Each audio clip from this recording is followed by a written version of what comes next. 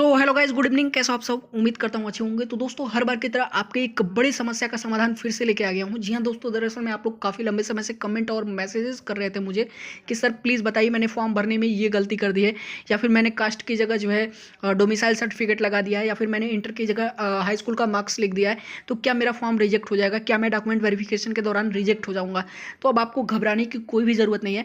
आज के इस वीडियो में आपके इसी समस्या पर हम लोग बात करने वाले हैं कि वो कौन सी गलतियाँ हैं जो आपने एप्लीकेशन फॉर्म में की हैं, जिसकी वजह से आप रिजेक्ट हो सकते हैं, ठीक है, या फिर डॉक्यूमेंट वेरिफिकेशन के दौरान आपको बाहर किया जा सकता है।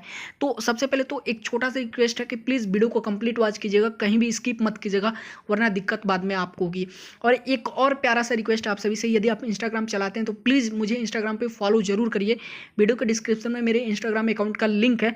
यदि आपको वैकेंसी से रिलेटेड कोई दिक्कत होती है या फिर कोई भी पर्सनल प्रॉब्लम है, तो प्लीज़ आप मुझे इंस्टाग्राम पे मैसेज जरूर कीजिए, मैं आपको रिप्लाई जरूर दूंगा।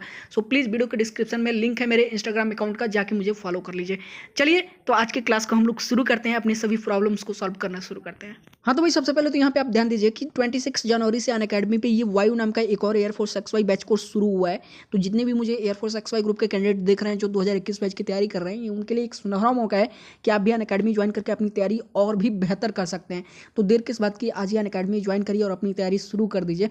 और हाँ, अनअकैडमी ज्वाइन करने के बाद आप प्लस कोर्सेज बाई करके ये वाला बैच जरूर ज्वाइन करिएगा, क्योंकि आप देख सकते हैं इस बैच में कितने मतलब टॉप रैंक के जो है एजुकेटर मौजूद हैं। अब आप खुद सोचिए, जब आप इस बैच कोर्स से अपनी तैयारी करेंगे तो आपकी जो तैयारी का लेवल है वो क्या हो जाने वाला है।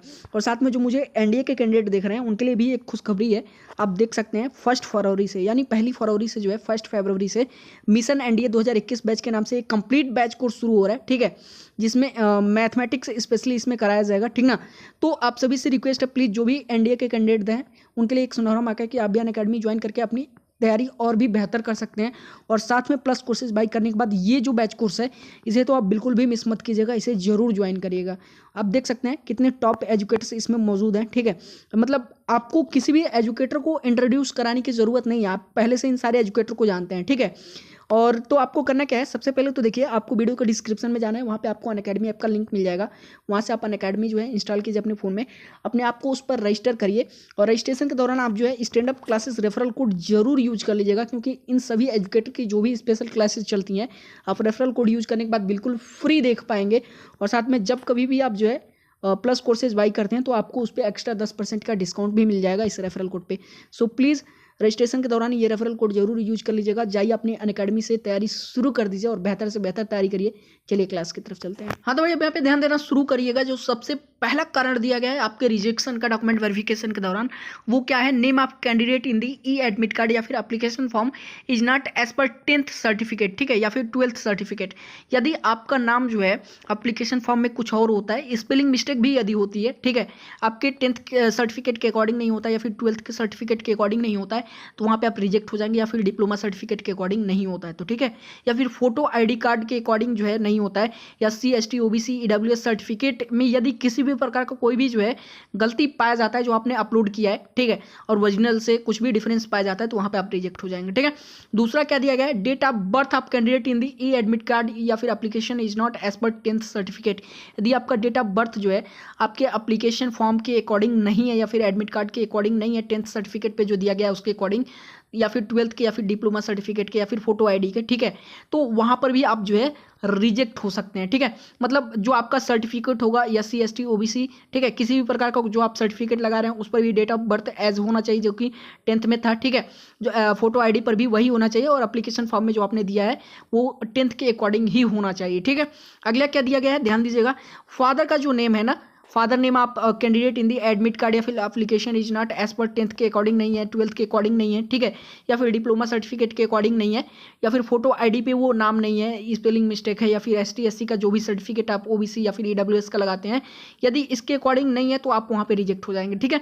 अगला है non submission of required original document. जो रिक्वायर्ड ओरिजिनल डॉक्यूमेंट है यदि आपने सबमिट नहीं किया है ऑनलाइन एप्लीकेशन के दौरान, तो भी आप वहाँ पे रिजेक्ट हो जाएंगे, ठीक है। और जितना भी डॉक्यूमेंट आपने लगाया है वो सारा ओरिजिनल डॉक्यूमेंट आपको वहाँ पे दिखाना पड़ेगा, ठीक है।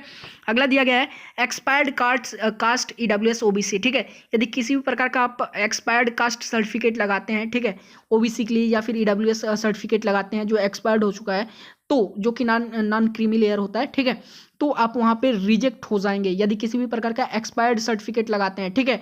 कास्ट सर्टिफिकेट कितने दिन कितने साल का होता है, 3 साल का, ठीक है।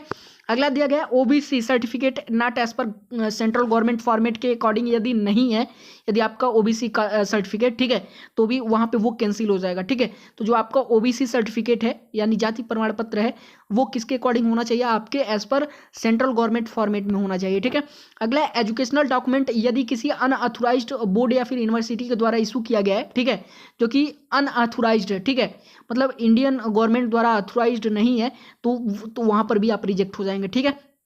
अगला दिया गया आपका रॉन्ग कैटेगरी यदि आप सेलेक्ट करते हैं, जैसे मान लीजिए मैं जनरल हूं, यदि एसटी एससी सेलेक्ट कर लेता हूं ओबीसी, और वहां पे पता चलता है कि डॉक्यूमेंट में कुछ और है और एप्लीकेशन में कुछ और है, तो भी वहां पे मैं रिजेक्ट कर दिया जाऊंगा, ठीक है। तो सपोर्टेड डॉक्यूमेंट जो वहां पे मतलब जो गवाही देगा, जो आप ओरिजिनल डॉक्यूमेंट ले जाएंगे उसके अकॉर्डिंग सब कुछ होना चाहिए, ठीक है। अगला दिया गया है the marks for each subject and the aggregate percentage mentioned in the application not matching with the supporting document submitted by the candidate. अब देखिए क्या दिया गया है, जो आपने प्रत्येक सब्जेक्ट का मार्क्स जो आपने दिया हुआ है एप्लीकेशन फॉर्म में, ठीक है, यदि वो आपके सपोर्टिंग डॉक्यूमेंट से मैच नहीं करता है जो आप ओरिजिनल लेके जाते हैं, ठीक है, तो वहां पर भी आपको रिजेक्ट कर दिया जाएगा। मान लीजिए कि यदि आपने किसी सब्जेक्ट में 35 नंबर पाया है, 35 की जगह यदि आप 40 लिख दिए हैं एप्लीकेशन फॉर्म में, तो भी आप रिजेक्ट हो सकते हैं, ठीक है। ये सिर्फ एक जो है पॉसिबिलिटीज दी गई है यहाँ पे, और मैं आपको बता दूं ये मैं कुछ भी अपनी तरफ से नहीं बता रहा हूँ, ये पीडीएफ ऑलरेडी कोस्ट गार्ड की वेबसाइट पे अवेलेबल है, ठीक है, वहां से मैंने निकाला है। अगला दिया गया है फॉल्स इन्फॉर्मेशन यदि किसी भी प्रकार का कोई होगा तो कैंसिलेशन ऑफ कैंडिडेचर जो है कंफर्म है, ठीक है। चलिए उसके बाद दिया गया है photograph in the application form does not match with the candidate, यदि फोटोग्राफ एप्लीकेशन फॉर्म वाला कैंडिडेट से नहीं मैच करता है तो भी रिजेक्ट हो जाएगा, ठीक है। सिग्नेचर जो है आपका यदि एप्लीकेशन फॉर्म में या फिर एडमिट कार्ड में यदि मैच नहीं करता है, ठीक है, आपके रिटन एग्जाम से जो भी आपने एग्जाम सेंटर पे देंगे आप अपना जो है सिग्नेचर, वो यदि मैच नहीं करेगा तो आप रिजेक्ट कर दिए जाएंगे, ठीक है। अगला है not in possession of original valid proof identity such as passport, यदि आप जो है जो आईडी प्रूफ दिए हैं यदि आप ओरिजिनल नहीं वहाँ पे सबमिट कर पाएंगे, ठीक है, ऑन टाइम, तो भी आपको रिजेक्ट कर दिया जाएगा, ठीक है, जो आपने लगाया था, ठीक ना। देखिए इतना मतलब डिटेल में आप पढ़ूंगा तो वीडियो काफ़ी, लेकिन जो चीज़ है वो मैं आपको क्लियर बता दे रहा हूँ, ठीक है। अगला क्या है not in possession of coloured printed application in E admit card. अब देखिए जो आपका एप्लीकेशन है ना वो कलर प्रिंटेड होना चाहिए, ठीक है, और एडमिट कार्ड का जो आपका है वो भी आपके साथ होना चाहिए, रिटन एग्जाम का एडमिट कार्ड और एप्लीकेशन फॉर्म दोनों आपको अपने साथ में रखना है, ठीक है, डॉक्यूमेंट वेरिफिकेशन के दौरान। अगला दिया गया है फॉर नाविक GD if the candidature is declared as fail in maths and physics even if the candidate is declared as pass in grade 12 by the respective board. क्या दिया गया है, यदि फॉर नाविक जीडी के लिए if the candidate is declared as fail in math और physics में यदि फेल डिक्लेयर हो गया है, even if the candidate is declared as pass in grade. देखिए क्या दिया गया है ना, सपोज डेट मान लीजिए कि यदि इंटरमीडिएट का जो आपका मार्कशीट है ना, यदि उसमें जीडी वालों के लिए बात हो रही है, यदि उसमें जो है आप मैथ और फिजिक्स में फेल हैं लेकिन फिर भी अगर 12th में पास हैं तो भी आप जो है क्या हो जाएगा, कैंसिल हो जाएगा आपका एप्लीकेशन फॉर्म, मतलब मैथ और फिजिक्स में पास होना कंपलसरी है, ठीक है, क्या है कंपलसरी है कि 12th में आप मैथ और फिजिक्स में पास हुए हो जीडी वालों के लिए, ठीक है। अगला है not meeting the age criteria, जो दिया गया है एडवर्टाइजमेंट में, ठीक है, अगर आपका एज क्राइटेरिया नहीं मैच करता है तो भी आपको रिजेक्ट कर दिया जाएगा, ठीक है। Mismatch of biometric with written examination required, अगर बायोमेट्रिक मिसमैच होता है वहां पे बायोमेट्रिक लिया जाएगा, आपको भी पता है, ठीक है, तो यदि बायोमेट्रिक मिसमैच होता है तो भी आपको रिजेक्ट कर दिया जाएगा। और साथ में non reporting on the day time of stage first second and stage 3, ठीक है, यदि आप सही से reporting time by time reporting नहीं करते हैं स्टेज फर्स्ट स्टेज सेकंड और स्टेज थर्ड में, तो भी आपको रिजेक्ट किया जा सकता है। तो जो कुछ भी था मैंने यहाँ पे आप सभी को बता दिया है, ठीक है, इसके आगे कुछ भी ऐसा नहीं है यहाँ पे बताने वाला। तो जो भी डॉक्यूमेंट मैंने आप सभी को जो जो बताया है, यदि आपने इसमें कोई भी गलती की है तो आप कमेंट करके जरूर बताइएगा कि आपने कौन सी गलती की है। यदि पॉसिबिलिटीज़ होती हैं तो मैं सुधार जरूर बताऊंगा कि क्या हो सकता है क्या नहीं हो सकता है, क्या आपको रिजेक्ट किया जा सकता है कि नहीं। बाकी प्लीज़ एक बार फिर से आप सभी से रिक्वेस्ट करता हूं कि यदि आप इंस्टाग्राम चलाते हैं तो मुझे इंस्टाग्राम पे फॉलो जरूर करें।